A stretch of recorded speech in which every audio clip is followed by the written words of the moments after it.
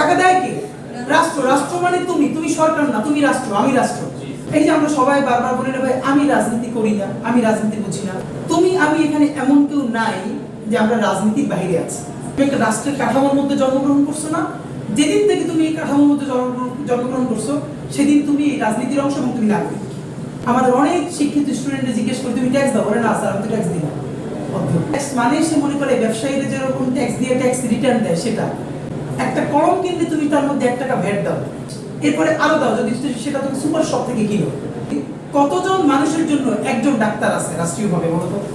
হিসাব করবা সারা বাংলাদেশের সরকারি ডাক্তার কত আর টোটাল জনগণ ভাগ দাও, এটা হলো অ্যাবাউট 2000 মানুষ। 2000 মানুষের জন্য একজন ডাক্তার।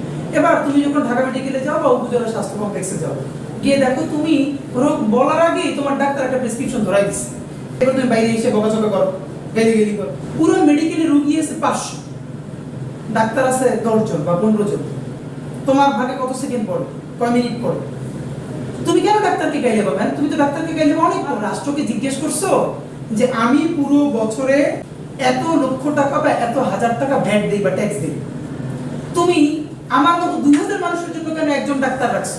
এই জিজ্ঞাসা তো তুমি তোমার রাষ্ট্রকে করবা সে যখন বাজেট প্রণয়ন করে তখন, যে টাকা দেই সব আমি, তাহলে তুমি ডাক্তার এই ডাক্তার দেখাচ্ছ কাকে? আমরা 500 পিজিতে সকালে লাইভ দিয়ে ডাক্তার দেখাই একজন, আর তোমাদের সর্দি কাশি হলো তোমার সিঙ্গাপুর চলে যাও, এই টাকা তো তোমার পকেটের টাকা।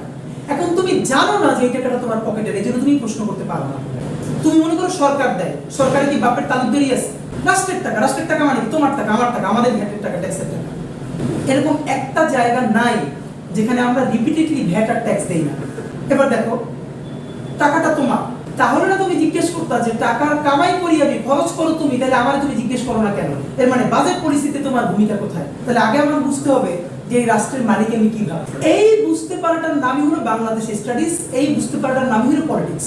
পলিটিক্স মানে মোটর বাইক নিয়ে উড়ে যাওয়া না, ভাই ভাই করে চাইতে জিব্বা পাতলা করে ফেলা না। ইংল্যান্ডের পার্লামেন্টে যদি প্রথম 3 সারির দুর্দান্ত পার্লামেন্টারিয়ানরাও মরে যায় তবু পার্লামেন্টের কিচ্ছু হবে না, কারণ তাদের জুনিয়ররাও আছে স্টেট। পৃথিবীর প্রত্যেকটা পার্লামেন্টের সবথেকে শ্রেষ্ঠ অধিবেশন কোনটা জানো? তার বাজেট অধিবেশন। বাংলাদেশের বাজেট অধিবেশনে মমতাজ গান গায়, লিটারালি সে বানান কইরে কইরে কইরে কইরে পড়তেছে।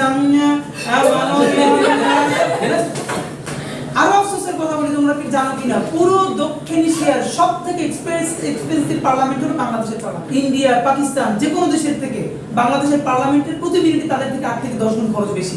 আর্কিটেকচার দেখলে বুঝো না? সেই পার্লামেন্টে বসে মমতাজ গান গায়, আরেকজনে জারি গায়, শেখ হাসিনা নিয়ে গান গায়, বাজেট অধিবেশন। এমপিদের মূল কাজ কি বলো তো? আসলে সংবিধান অনুযায়ী এমপিদের এই যে সামনে ইলেকশন হবে না, আমাদের সমস্ত এমপি ক্যান্ডিডেটরা গিয়ে কি কি ওয়াদা দিবে তোমারে বলি। আমি যদি হই এখানে ব্রিজ বানাই দিব, এখানে রাস্তা নাই রাস্তা করে দিব, কালভার্ট দিব, এগুলো বলে না? তোমরা কি কেউ জানো যে সাংবিধানিকভাবে এগুলো একটাও এমপির কাজ না ভাই? এইগুলো করবে স্থানীয় সরকার, পৌরসভার চেয়ারম্যান, পৌরসভার কমিশনার। এমপি কি করবে? সে পার্লামেন্টে আইন পাস করবে, আইন রাষ্ট্রের জন্য।